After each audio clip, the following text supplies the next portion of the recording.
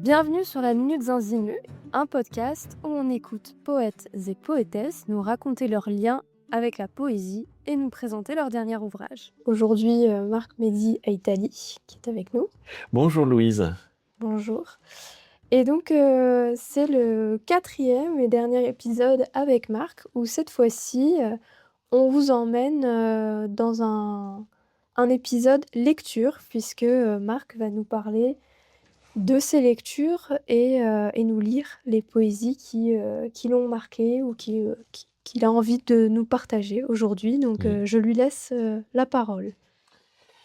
Voilà, donc bon, ça sera sans explication, simplement juste une succession de textes qui vivent avec moi jusqu'à présent. Le choix a été difficile parce qu'il y a tellement de grands auteurs voilà, qui m'auront laissé des empreintes.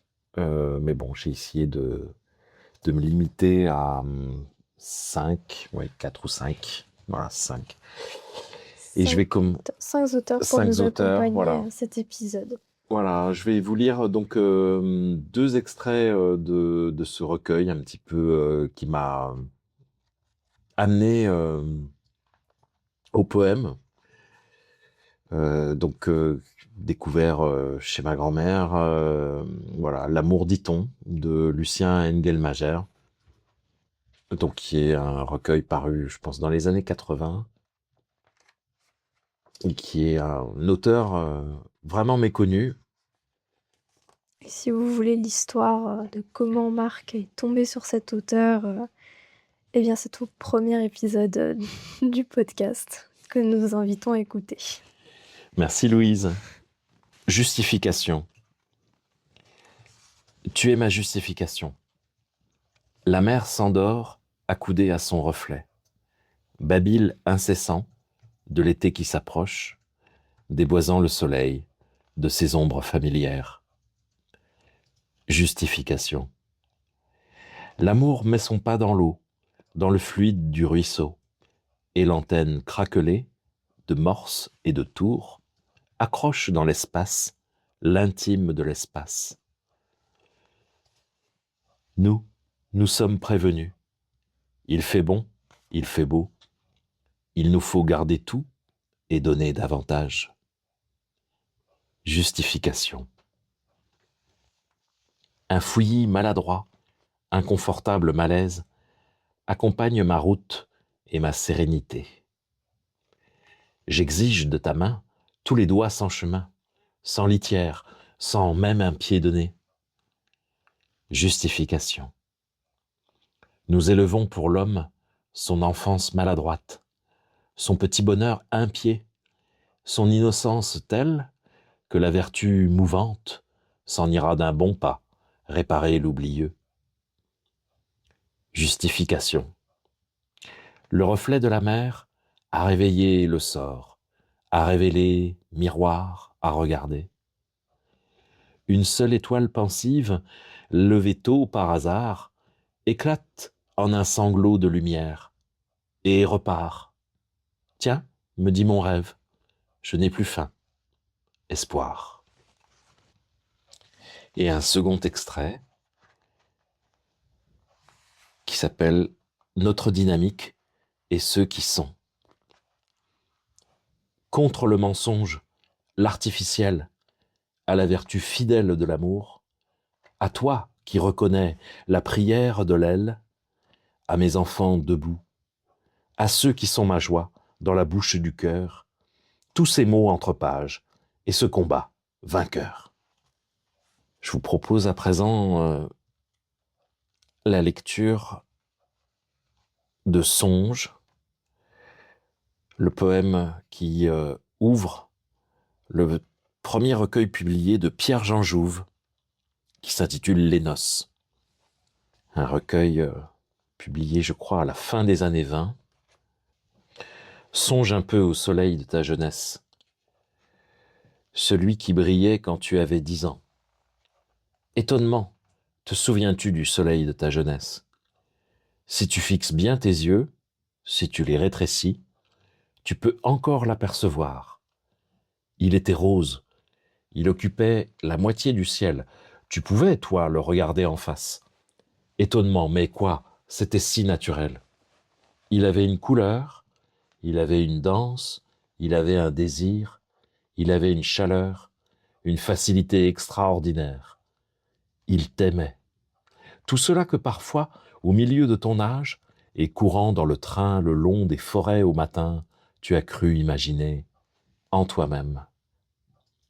C'est dans le cœur que sont rangés les vieux soleils. Car là, il n'a pas bougé. Voilà ce soleil. Mais oui, il est là. J'ai vécu, j'ai régné, j'ai éclairé par un si grand soleil. Hélas, il est mort. Hélas, il n'a jamais été. Ô ce soleil, dis-tu, et pourtant, ta jeunesse était malheureuse. Il n'y a pas besoin d'être roi de Jérusalem. Chaque vie s'interroge, chaque vie se demande, et chaque vie attend. Chaque homme refait le voyage. Tout est limité. Comment voir davantage? Et nous avons inventé les machines. Elles sont arrivées, brisant tout, perçant le vieux sol, peuplant le vieil air, ondes, rayons, axes brillants. Et voilà, mon pouvoir est devenu terrible, mon inquiétude aussi, mon instabilité. Je ne tiens plus en place. Je cherche, je deviens. Je n'ai plus mon vrai âge, je m'amuse avec tout. Mais mon Dieu, la guerre antique est revenue, elle était à peine changée. Le sang humain n'a qu'une manière de couler. La mort n'a qu'un pas, toujours le même pour venir sur moi. Son masque a-t-il varié? C'est la cire. L'espace est raccourci, mon âme est-elle plus pauvre? L'espace est raccourci, mon âme est-elle plus neuve? Je ne dis pas meilleure, je n'oserais pas. Nous sommes loin de la macération, de la résignation, mais le plus coupable, c'est toujours notre plaisir. Car le malheur aurait-il besoin d'être justifié? Le malheur, c'est la terre où pousse notre ville. Joie, pureté, n'approchez pas. C'est à propos de notre joie que notre vanité apparaît pitoyable. Nous sommes si pressés, notre scrupule est si vieux. Oui, c'est avec notre joie que nous tremblons, enfants dégénérés. Cependant, l'esprit suspendu sur l'universel chagrin a dit « Vous avez des sens, faites-leur rendre votre jouissance. » Et cela est amer, plus amer, et cela s'accélère en quelque sorte dans l'amertume, pour nous. Juge éternel, quelle puissance a la bêtise, les étoiles luisent pour elle, la lumière lui va si bien, les grands trains l'emportent partout. Toutes les villes sont ses rassemblements, sont ses plaisirs, et le dimanche on aperçoit ses joies de famille. Quelle gloire après la guerre, pour le désordre et la légèreté. Tout le monde vit bien mieux. Quelle grandeur pour le boxeur. Le poète habite toujours au 5e étage. Il souffre d'une vieille faim. Il contemple sa mort future. Il cherche à être éternel. Mais non, ne croyez pas qu'il aime la mort comme autrefois. Il interroge, il essaie à tâtons. Il soupire, il délire. Et la vie, pense-t-il, serait vraiment merveilleuse si... La plus grande affaire est de mourir, et nous n'en connaissons pas une lettre. Ceux qui ont passé ne repassent plus. Mais, je l'avoue, je n'ai pas d'inquiétude. Je ne crois plus en eux. Sans comprendre, je les annihile, ils sont morts. Ô silence, complicité. Peut-être n'est-ce pas une affaire du tout, peut-être la mort ne nous est-elle rien, ou au contraire, tout est-il pour cette seule mort, pour ce grand porche, pour ce port heureux où entre le navire? Mais non, car je ne crois pas au bonheur, et je ne crois pas à la mort. Au fond de moi, je vous avoue que je suis sûr d'être immortel. Vanité essentielle. Jeune, j'aimais le temps. Je ne supportais pas d'être le plus jeune. J'aimais la graminée quand elle a ses graines, les arbres quand ils s'étendent comme la musique. Jeune, j'aimais les vieux.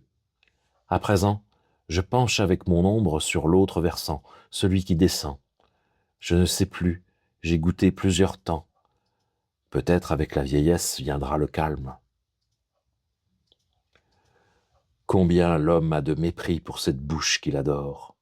Mais il a trouvé là l'extase, il poursuit toujours son extase. Vitalité. Il demande toujours l'odeur et la saveur et la couleur du corps des femmes, leur élasticité, leur mensonge. Ce qui, dans leur chair nacrée, chastement sourit de la mort. Et puis après, vient sa tristesse qu'il reconnaît. Combien nous avons cherché, miracle, nous sommes des miracles. Rien, ce monde était droit, infini, le voici courbe, glissant l'un dans l'autre. La vision de l'homme a grandi, mais il y a de moins en moins de choses derrière. La pensée est mince, faible, inutile, une traînée brumeuse comme la Voie lactée.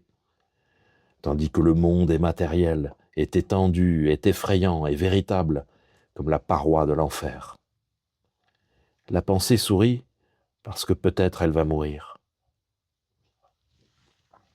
Ces étoiles contraires, celui qui alluma le feu et celle éclairée par le feu, le donateur et la demanderesse, l'action et le mystère, celui qui lance et celle qui incube, sont présents, toujours et à toute heure. L'envoyer et la chasser circulent dans l'ovoïde espace bleu. Ensuite réunis, ils forment une longue chanson avec des hauts et des bas, toujours des chutes, toujours des printemps. Ils repartent comme ils arrivent, toujours la courbe en forme de vague, les hauts et les bas. Voilà, c'est tout. Et l'ourlet de la mer, la poussée du feuillage, la terrestre fanfare des montagnes. N'ayez pas peur de votre tristesse, c'est la mienne, c'est la nôtre, c'est la sienne. Ô grandeur, n'ayez pas peur. Voici la paix, la vie. La vie est admirable. La vie est vaine. La vie est admirable. La vie est admirable. Elle est vaine. Je trouve qu'à la fin, quand on finit de lire un poème, ça invite un peu au silence, quoi. Oui. Je vous propose maintenant un extrait de Neige, donc qui est une partie du recueil Exil de Saint John Perse. Donc c'est au moment où il est donc en exil aux États-Unis, après avoir été chassé en fait par par le gouvernement de Pétain pendant les années 40, les années noires en France.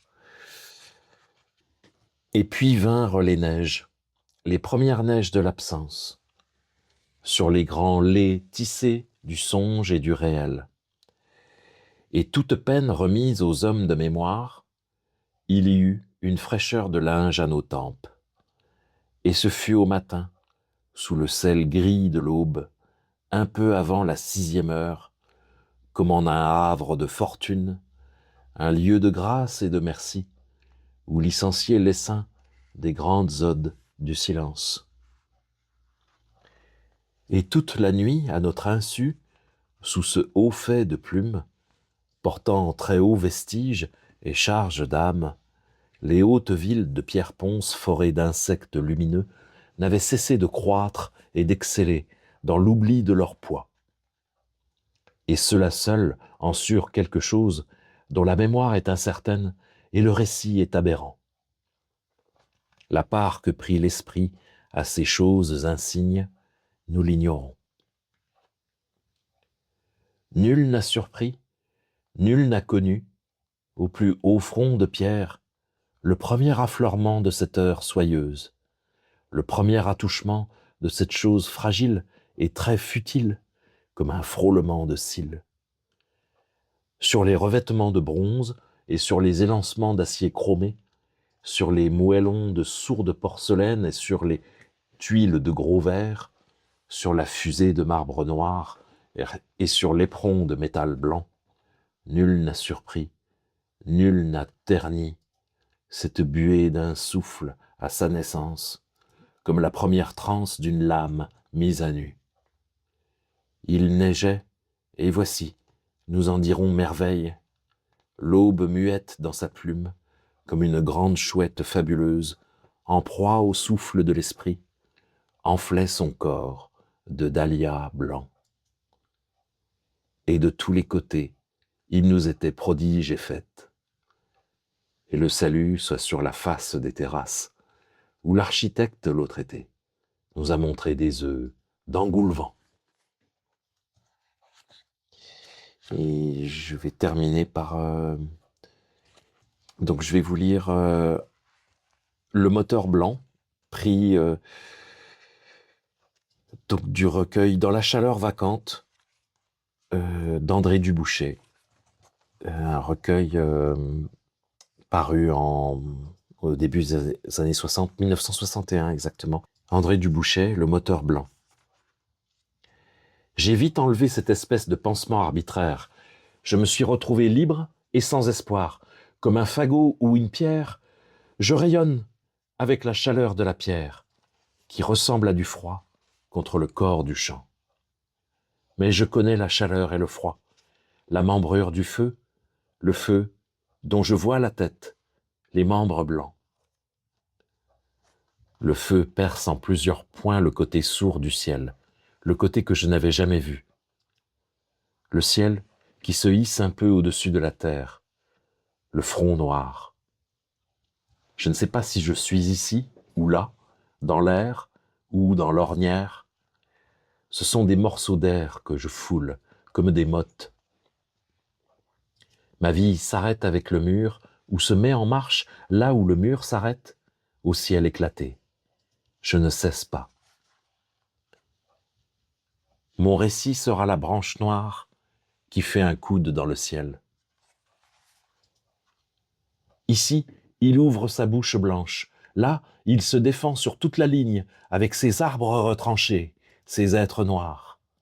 Là encore, il prend la forme lourde et chaude de la fatigue, comme des membres de terre écorchés par une charrue. Je m'arrête au bord de mon souffle, comme d'une porte, pour écouter son cri.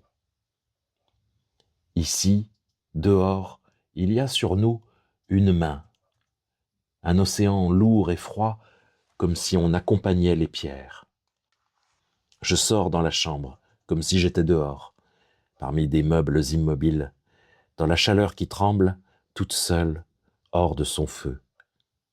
Il n'y a toujours rien, le vent. Je marche, réuni au feu, dans le papier vague confondu avec l'air, la terre désamorcée. Je prête mon bras au vent. Je ne vais pas plus loin que mon papier. Très loin, au-devant de moi, il comble un ravin. Un peu plus loin dans le champ, nous sommes presque à égalité. À mi-genou dans les pierres. À côté, on parle de plaies, on parle d'un arbre. Je me reconnais. Pour ne pas être fou, pour que mes yeux ne deviennent pas aussi faibles que la terre. Je suis dans le champ comme une goutte d'eau sur du fer rouge. Lui-même s'éclipse. Les pierres s'ouvrent comme une pile d'assiettes que l'on tient dans ses bras. Quand le soir souffle, je reste avec ces assiettes blanches et froides, comme si je tenais la terre elle-même dans mes bras. Déjà des araignées courent sur moi, sur la terre démembrée. Je me lève droit au-dessus des labours, sur les vagues courtes et sèches, d'un champ accompli et devenu bleu, où je marche sans facilité. Rien ne me suffit, je ne suffis à rien. Le feu qui souffle sera le fruit de ce jour-là, sur la route en fusion qui réussit à devenir blanche aux yeux heurtés des pierres. Je freine pour apercevoir le champ vide, le ciel au-dessus du mur. Entre l'air et la pierre, j'entre dans un champ sans mur. Je sens la peau de l'air, et pourtant nous demeurons séparés. Hors de nous, il n'y a pas de feu. En lâchant la porte chaude, la poignée de fer, je me trouve devant un bruit qui n'a pas de fin. Un tracteur. Je touche le fond d'un lit rugueux. Je ne commence pas. J'ai toujours vécu. Je vois plus nettement les pierres. surtout l'ombre qui sertit, l'ombre rouge de la terre sur les doigts quand elle est fragile, sous ses tentures, et que la chaleur ne nous a pas cachés. Ce feu, comme un mur plus lisse en prolongement vertical de l'autre, est violemment heurté jusqu'au fait où il nous aveugle, comme un mur que je ne laisse pas se pétrifier. La terre relève sa tête sévère. Ce feu comme une main ouverte auquel je renonce à donner un nom. Si la réalité est venue entre nous comme un coin et nous a séparés, c'est que j'étais trop près de cette chaleur, de ce feu. Alors tu as vu ces éclats de vent, ces grands disques de pin rompus dans le pays brun, comme un marteau hors de sa gangue qui nage contre le courant, sans ride, dont on n'aperçoit que le lit rugueux, la route. Ces fins éclats, ces grandes lames déposées par le vent. Les pierres dressées, l'herbe à genoux. Et ce que je ne connais pas de profil et de dos, dès qu'il se tait, toi, comme la nuit, tu t'éloignes. Ce feu dételé, ce feu qui n'est pas épuisé et qui nous embrase comme un arbre le long du talus. Ce qui demeure après le feu, ce sont les pierres disqualifiées, les pierres froides, la monnaie de cendre dans le champ. Il y a encore la carrosserie de l'écume qui cliquette comme si elle rejaillissait de l'arbre ancré dans la terre aux ongles cassés. Cette tête qui émerge et s'ordonne, et le silence qui nous réclame, comme un grand chant. Voilà un petit peu les textes que je voulais partager avec vous. Bah, c'est Merci, trois très beaux textes. merci vraiment pour cette occasion de partage. Ah bah, oui, bah, ça fait plaisir, hein. Si tu veux. Mm. Puis de les entendre comme ça à voix haute, Oui. tu leur... Enfin, je trouve que tu as une façon de lire, tu leur donnes vie. Merci. Oui, c'est le minimum. Quand on a écrit comme ça, on essaye d'être un peu au niveau pour Ouais, les rendre vivants. Juste un tout dernier. J'avais en fait amené le journal d'un manœuvre de Thierry Mess. Donc le journal d'un manœuvre qui a été édité, je crois, dans les années 70 ou début des années 80. Oui, 1990. Tu viens de me rejoindre. Tu es là. Je t'aime. Tu m'apportes quelques beignets dans une assiette. Du cidre. On parle un peu. On a le temps aujourd'hui. Qui pourrait venir? Et moi, je n'ai pas à m'absenter. Te regarder, t'écouter, c'est tout. Tu vois, nous sommes pauvres. Tu es l'aile que l'ange envie dans sa ténèbre. Merci. ouais. Bah, merci à toi, surtout, Voilà. de nous avoir partagé ces textes.